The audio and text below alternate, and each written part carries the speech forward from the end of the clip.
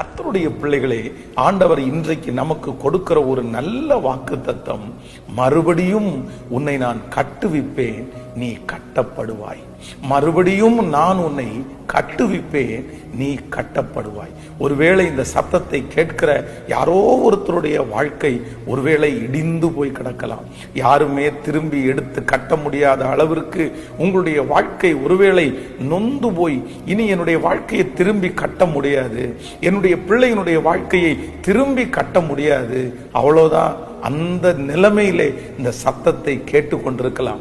ஆனால் ஆண்டவர் தெளிவாய் வாக்கு கொடுக்கிறார், ஒரு அற்புதம் நடக்க போகிறது. கர்த்தர் வாக்கு கொடுக்கிறார், உன் பிள்ளையின் வாழ்க்கையை நான் மறுபடியும் திரும்பவும் கட்டுவேன்.